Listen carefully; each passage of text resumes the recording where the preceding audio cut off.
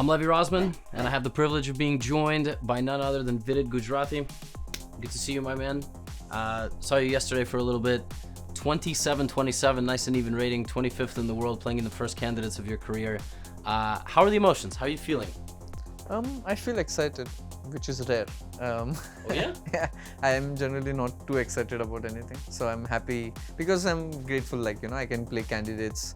It seemed very unlikely at some point last year. The qualification circuit was almost done. And my only chance was to win Grand Swiss, which was, if somebody had to put money on who would win, I don't think anybody would bet on me. That's a really aggressively self-aware statement to start the interview with. So why do you say that? But that's the truth. Would anyone put money when everybody else... You'd be an underdog, but I think... But would you bet your own money? What are the odds? That I would win. Well, what are the odds? You gotta give me the odds, if it's plus, you bet 100 to win 1,000, maybe, and you lost the first game of the Grand Swiss. Especially after that. Yeah, well, after that, yes, it's definitely tough. Yeah. Let's go back to that, because that's a good place to start. Every year the candidates qualification cycle is ridiculous. Every year there's drama. For a lot of the new chess fans, they don't even realize. You go back candidates before chess was this popular, there was always drama. Somebody wouldn't play, somebody didn't like the location. Now it's in a beautiful venue and everything. So, Grand Swiss, take me through that tournament, because right before that was World Cup, and you got knocked out by one of the candidates, Abbasov. Yeah. So, what was the emotion after the World Cup and the entirety of the Grand Swiss? I think I was having very different kind of emotions. In World Cup, I was constantly a bit nervous because the cost of a mistake was so high. One bad move and you're knocked out, right? It's a knockout event, so it was different. And I felt like the worst was over, and I almost made it to the candidates, but I lost to Nijat in that match, which was a bit surprising for me. I think for everyone as well, but for me especially because I had just defeated Nepo before that round. So in Grand Swiss, I just came with very free mind, because prior to that, I had played Asian Games. Yeah. And I just missed out on the gold medal. Right. So we got silver, and in individual, I missed out on gold medal. So I was like, okay, fine. I don't care. Right. And I was in a very free mindset. And then I lost the first game. And then whatever pressure I had was just gone.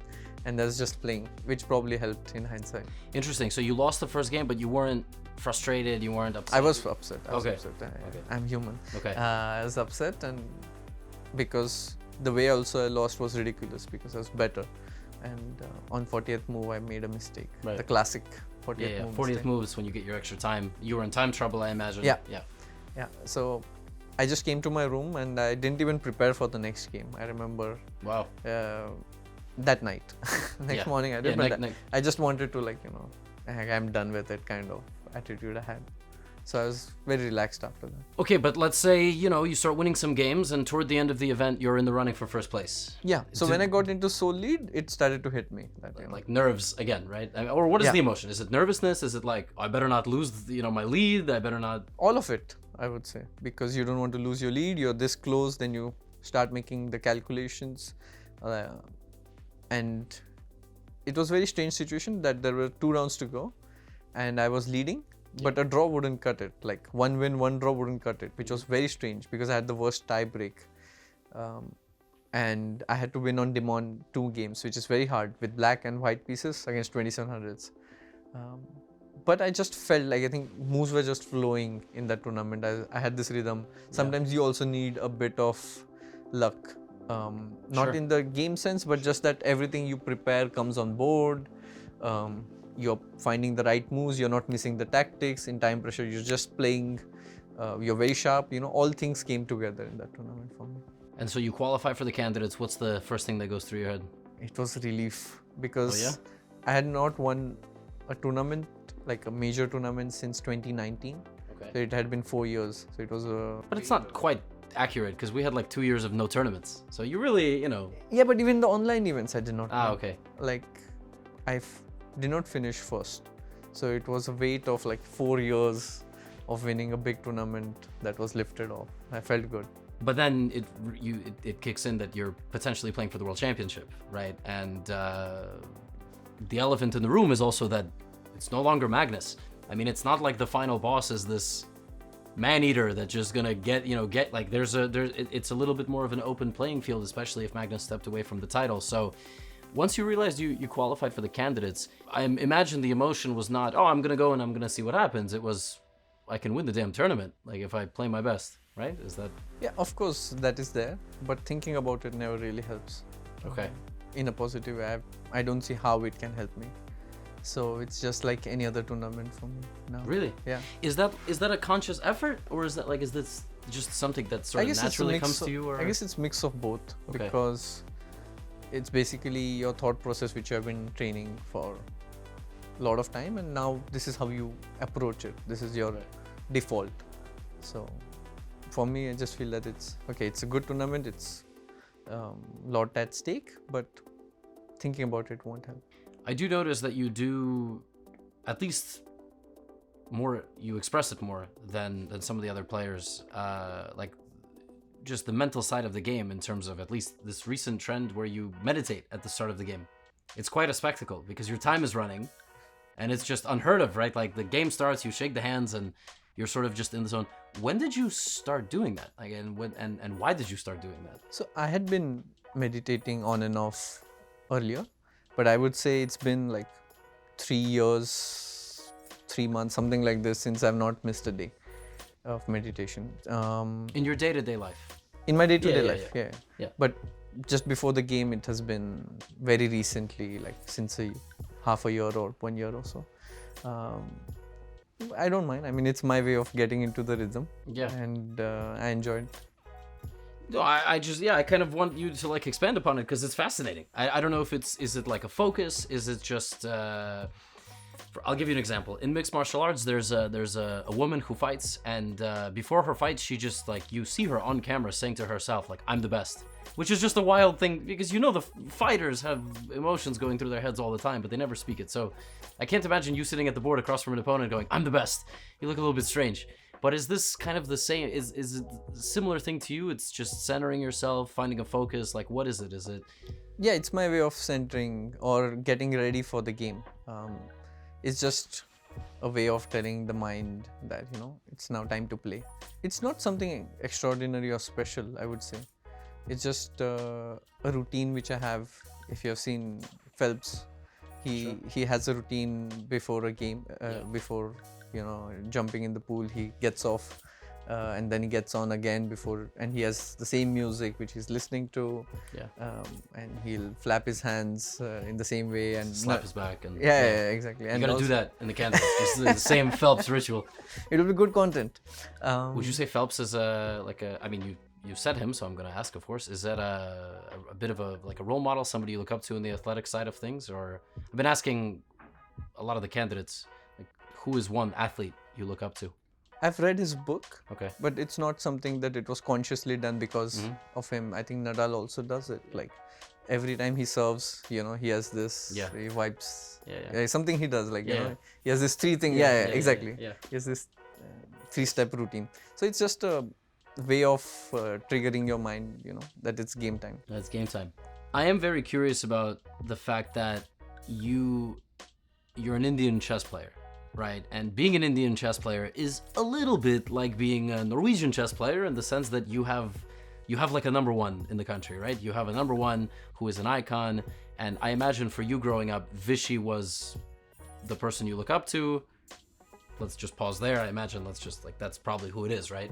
Yeah, for sure. I still have a photo of me when I was like 8 years old or something. And I won a tournament, and the prize was that I get to see Vishy live play his world championship. Wow. In India. It was in Hyderabad. Yeah. And I still have a photo of taking autograph of him. Wow. Yeah, so, yeah. Oh, that's amazing. Well, nowadays there's a lot of that. There's a lot of these young guys, like even Nodirbek has some photo with Magnus or, Yesipenko or whatever. And then, and then they go on to play them. My question, I suppose, was going to be, growing up and becoming an Olympic team member, a teammate of Vishy, and now you are almost the next generation. Like there's a generation under you now that's kind of coming up. Where do you see yourself just in the mix? I mean, how have you had to adjust as a professional, both your approach to like being studious about the game, but also finding opportunities for yourself and keeping a sustainable career. Is it tough, or is it just something you've had to adapt to? Both, because there are limited number of seats in tournaments, like it's invitational based, and from one country there are going to be only like few players, not, and we have so many of us in top 20, at least 5 of us in top 20. Yeah. So it's a fight there to get events. The good side is that it also helps you push yourself more. Yeah. If you know that nothing is secured, you have to keep improving. So there's no time to like just relax. Yeah, it's a very comfy place to be in. No, you have to constantly do better because the other guys are working. So it's both of it, like good and bad. You love chess, and you're obviously very good at it. What do you love to do, but you're very bad at? I love to do, but I'm very bad at. Countless number of things. Okay. I love badminton. Okay. I love basketball. Basketball's getting a lot bigger in India, I feel like. Just from the social media side of things. I've been seeing a bunch of things of like Indian influencers playing basketball in the park. Oh, is it? Yeah, I don't know. It could be. But I just enjoy the sport. Like I actually joined basketball when I was young in order to increase my height. That was the motivation because I was quite short in my childhood. Is that scientifically I don't know, supported? But people told me like you should play basketball. Jumping will help. I don't know. Yeah. That's how I got into it. You're pretty tall for a chess player. You're much taller than me. Yeah, I guess so. It helped. I don't know, but I joined because of that. I love to do so many things. I love technology. I would love to code, but I'm bad at it. So I guess so. But racket sports seems to be a very common thing. A lot of people say tennis. You say badminton. Badminton's the only one I haven't tried. Tried tennis. Badminton squash. is also very Asian sport. I'm very Asian. My wife is Chinese, and so we've been talking about playing a little bit more badminton. That would finish. You can hit me up for training sessions. Yeah. Next time I'm in India, that'll be like part of the trip, and then we'll done sorted. If there's a food you could eat for the rest of your life, what would it be? It has to be Indian cuisine for sure. And in that I go for palak paneer. Have you heard about it? Yes. Is it? I don't want to sound stupid. So is it like a vegetarian paneer? I'm vegetarian. Yeah. So what's in it specifically? Spinach. I would have looked so smart. Yeah, you're hesitant. You have to. No guts, no glory. That's like my chess. I wanted to say spinach, but I didn't want you to be like, no, it's completely not spinach. I was very scared. Okay, so it's like a spinach cheese. Yeah, cottage cheese. Yeah. Spinach, yeah. All right, now from something a little bit goofy to something a bit more serious. I don't know if you've spent any time thinking about this, but what do you think the future of chess is going to look like? Is it going to be classical, rapid, blitz, Fischer random, online, offline? That's a question which is very hard to answer because it's completely predictive. I don't know what it's going to be. It's for sure going to move towards shorter time formats because classical chess, although I love it, it's very hard to watch even for myself. Like when I'm watching other tournaments, I cannot watch it in one go. So something which is shorter. I don't think Fischer random would just, at least not in near future, would take over this chess because still like if there's rapid, there are lots of mistakes and theory is less relevant. Right now I was following this GothamChess which had a 45-minute time control, which was very interesting to follow. Like I could watch it in 2 sittings, let's say, and that was fun to watch. So it could be something of that sorts, like really compress the classical time control to like 45 minutes or 1 hour or even something along those lines. Could be a good, but I'm not the one decision maker, so I wouldn't know. So there are a lot of people involved in this. Do you care? Meaning, are you can't speak on behalf of all chess players, but for you, is it sort of like whatever is the format, I'll play, like, or do you prefer strongly one way or another? No, I don't really care. Yeah. But I used to have strong opinions, but I know that it's not in my hands, so to change it. So whatever comes, if it's required my input, like it would make a difference, then I would think about it and then give my advice that okay, this is maybe more. I think whatever the solution is, it has to be more spectator friendly. I feel if that doesn't happen, then that's the key thing, you know, like more people should watch chess because there are a lot of people who are passionate. They play online, but they are unable to follow these long games, let's say 6 hours, 7 hours. So something which is more commercially done for spectators, for organizers, for sponsors, you know, I think that's the future. I'm sure in India, you probably have some friends that they might play chess like a hobby. Yeah. All of your friends are probably not professional chess players, and they probably have full-time jobs, and they might watch you play when you're playing in the candidates, but they probably tell you too, like, I can't watch classical. I mean, it's going to take 7 hours. Yeah, I imagine exactly. you have a similar... Exactly. Yeah. But to answer your question, I don't really care so much because it's not in my hands, but I do believe there is a better format there somewhere existing, which we have to find out. Have you become a celebrity over the last few years in India? People do come up and say that, you know, they've watched me play or they've watched my videos and stuff like this. So I don't know how do you define celebrity, but yeah, this is happening. I imagine it is kind of nice. Like it's very nice. It's extremely nice.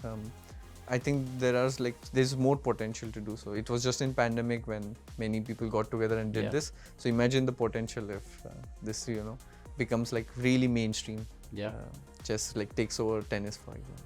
How cool that would be. That would be. I am not confident about tennis, but I say all the time, there's all sorts of sports on television that, you know. Yeah, it doesn't have to take over, but like to give a popularity, how popular it can be.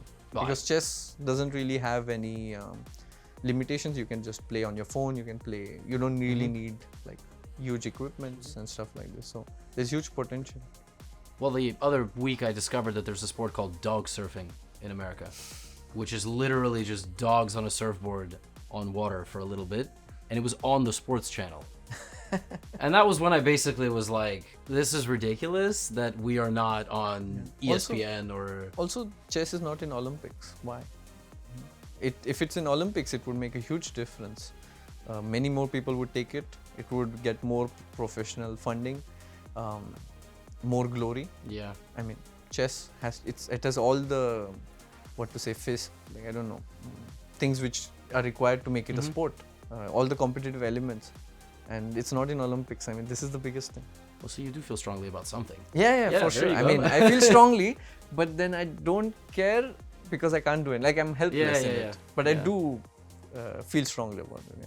I feel that way about chess too. Yes, I have a big reach and I can make recaps that people enjoy. It's like, if you like someone, you feel strongly, but you know there's no chance that something is going to lead there, you know? Wouldn't know. And then you don't care about it. I wouldn't know. So come on, a few years ago, you would know. Yeah, I suppose. I don't know what he's talking about. Vidit, before I let you go, any words for the fans back home that are going to watch the tournament, going to watch your career beyond the tournament? Any words for the people watching? I hope you guys enjoy candidates. Subscribe to Gotham Chess. I think already everybody has. I don't know. The goal is, that people will watch this that haven't, so they'll learn more about you and... Yeah, and just have fun and take up chess. It's a cool sport. You heard it from the man himself. Vidit, all the best in the tournament. Thank you. Appreciate it. Thanks for joining me. Thank you.